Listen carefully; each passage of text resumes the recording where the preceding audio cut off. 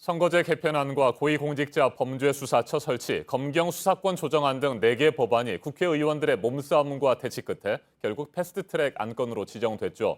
자유한국당은 날치기 통과라며 본격적인 장외투쟁을 예고하고 있습니다. 사실상 분당 수준의 극심한 계파 갈등을 드러낸 바른미래당은 내부 충돌이 앞으로도 이어질 전망입니다. 패스트트랙 지정을 둘러싼 정치권의 후폭풍이 거셉니다. 김홍국 경기대 겸임교수와 한 걸음 더 들어가겠습니다. 안녕하십니까? 네, 안녕하십니까? 네, 우여곡절 끝에 패스트트랙 지정이 완료가 됐습니다만 앞으로 가야 할 길이 많잖아요. 그런데 일단 자유한국당을 뺀 여야 사당 올해 연말까지 법안을 처리하겠다 이렇게 밝혔는데 이게 가능할까요? 일단 현재 나와 있는 법적 절차에 따른 일정으로 보면 가능은 합니다. 네. 왜냐하면 전체적으로 330일이거든요.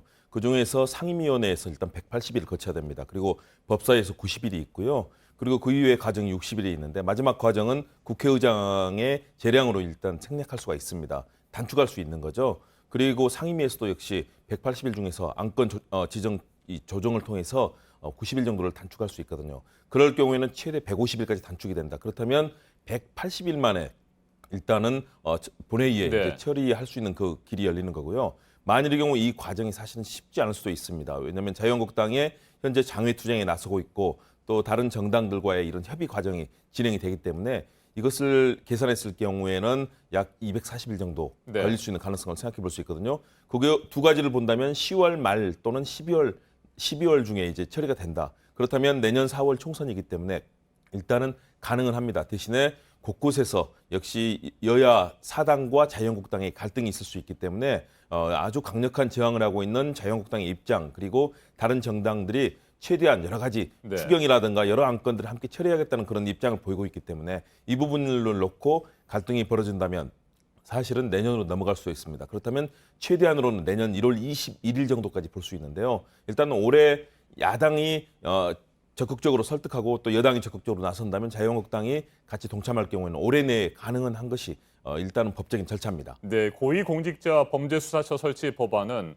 두 가지 법안이 지금 패스트트랙에 올라탔잖아요. 당초 여야 사당이 합의했던 백혜련 의원의 대표 발의안이 있고요. 또 그 이후에 권은희 의원이 발의한 법안이 함께 올라갔습니다. 이 두 가지 동시에 국회 본회의에 상정이 될까요? 아니면 뭐 논의 과정에서 한 가지로 압축이 될까요?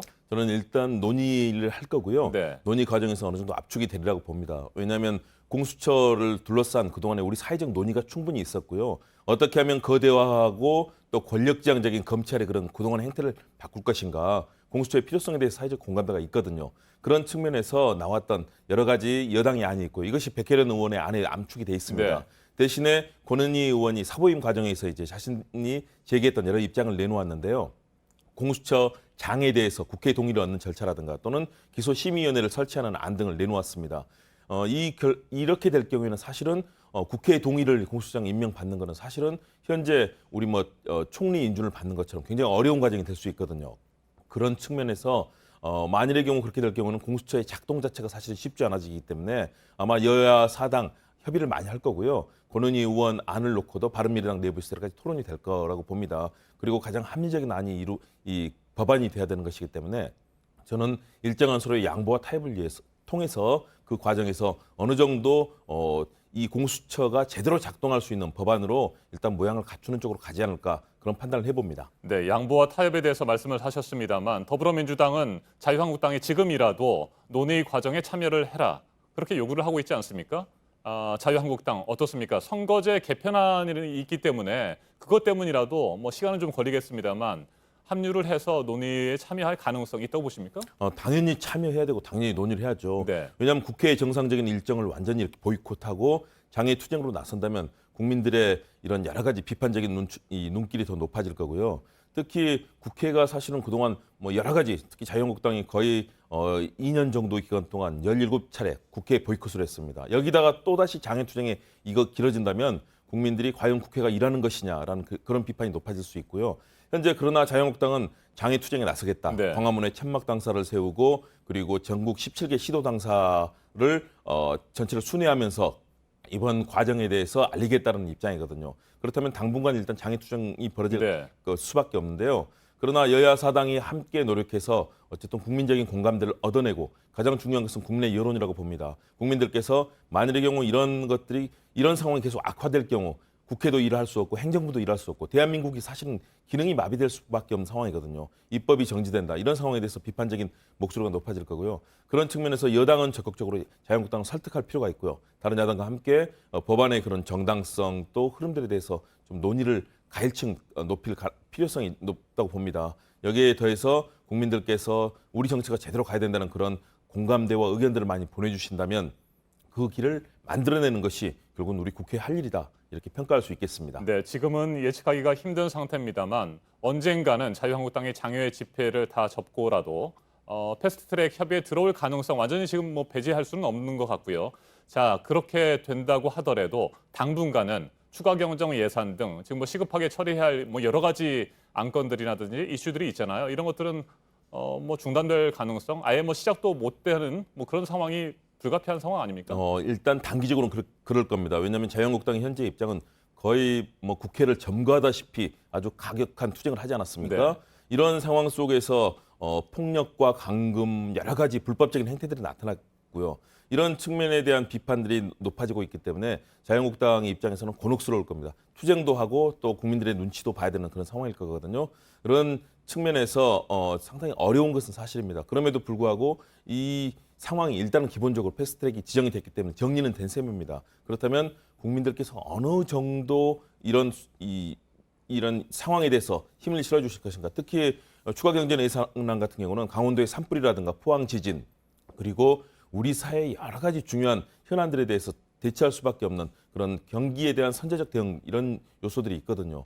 그리고 나머지 뭐 빅데이터 3법이라든가 유치원 3법 비롯해서 많은 부분의 민생 관련해서 입법의 필요성이 있기 때문에 이 부분에 대한 아마 국민적인 아마 따가운 여론이 있기 때문에 자유한국당도 마냥 무시는 할 수 없다고 봅니다. 네, 앞에서도 저희가 전해드렸습니다만 국회 사무처가 패스트트랙 과정에서 뭐 저지하기 위해서 의안과를 점거했었던 의원들을 뭐 일단은 뭐 성명 불상자라고 적긴 했습니다만 고발을 했습니다, 검찰에. 자, 그리고 더불어민주당, 자유한국당, 뭐 여야 사당이 각각 고발하거나 맞고발한 국회의원과 보좌관 등이 뭐 100여 명에 이르지 않습니까? 이 고발 사태는 어떻게 될 것으로 보십니까? 일단 양측이 아마 이에 대해서 서로 고발전 이미 펼쳐지고 있는 상황이고요. 아마 검찰 조사도 저는 진행이 되리라고 봅니다. 네. 대신에 그동안 국회에서 이루어졌던 입법부 내에서의 일은 사법부로 가지 않고 가능한 입법부에서 처리한다.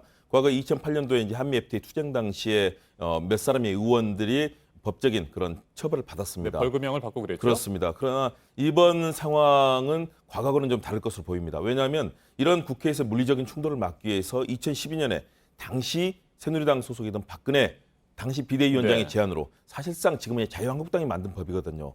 이를 통해서 그동안에 7년 동안 국회에서 이런 물리적인 폭력이 없었는데 이번에 벌어진 일입니다. 그렇기 때문에 다시는 이런 국회에서의 폭력이라든가 더구나 국회의장을 감금하고 결국은 국회의장이 수술까지 하는 지금 그런 상황에 이르지 않았습니까? 더불어서 많은 기물이 파손되고 있을 수 없는 그런 범법 행위가 일어났기 때문에 아마 이런 상황에 대해서는 검찰도 아마 상당히 중하게 수사를 할 거고요. 법적인 처벌도 상당히 강하게 나올 거라고 봅니다. 이런 측면에서 다시는 이런 일이 벌어지지 않도록 사실은 그중에 가장 문제가 되는 법적인 문제를 일으킨 분들은 아마 처벌을 받을 수밖에 없을 것으로 보이는데요. 그러나 역시 또 국회이기 때문에 마지막에는 일정한 수준의 타협은 있을 것으로 보이나 이번 국회 선진화법에 규정된 이런 범법 행위에 대해서는 아마 강한 처벌을 받을 수밖에 없는 상황이 오리라고 봅니다. 네, 지금으로 봐서는 현재 분위기상으로는 좀 시간이 걸릴지라도 나중에 여야 각 당의 이해관계에 따라서 뭐 고소고발을 취하거나 흐지부지 끝난다고 한다면 아마 많은 국민들이 이해하지 못할 그런 상황인 것 같고요. 자, 끝으로 한 가지만 좀 살펴보겠습니다. 자유한국당 해산을 촉구하는 청와대 국민청원 조금 전 7시 기준 143만 4천 명을 넘었다고 합니다. 더불어민주당의 해산을 촉구하는 그런 사람들도 뭐 20만 명에 이른다고 하고요. 이건 어떻게 될 것으로 보십니까? 일단 국민적인 여론의 기본적인 틀들이 나왔다고는 봅니다. 왜냐하면 이런 폭력 사태, 불법적인 행태에 대한 국민적인 분노가 있고 특히 촛불혁명으로 시작이 됐던 우리 사회의 개혁에 대해서 이렇게 물리력으로 저지하는 상태에 대해서 국민들이 이런 일이 있어서는 안 된다는 그런 공감대를 표시해 주시는 걸 보이고요. 저는 그런 측면에서 여당은 현재 나와 있는 이 숫자에 대해서 더 겸허하게 국정을 잘 이끌고 경제 민생에 힘을 쏟아야 될 거고요. 야당도 무조건 이것이 뭐 조작이다 이런 얘기를 하지 않습니까? 그런 얘기보다는 합리적으로 이런 국민적인 여론이 진행되고 있는 데 대해서 겸허하게 반성할 부분은 반성하고 또 야당으로서 꼭 견제하고 감시할 역할에 대해서 해야 된다. 그렇지 않는다면 어느 쪽도 국민의 지지를 받을 수 없을 것이기 때문에 지금은 우리 정당사에 있어서 굉장히 큰 위기 상황이고 정당들의 성찰과 반성 그리고 국민의 눈높이에 맞는 정치를 하기 위한 그런 노력이 기울어질 중대한 때라고 판단이 됩니다. 알겠습니다. 지금까지 김홍국 경기대 겸임교수였습니다. 말씀 잘 들었습니다. 네.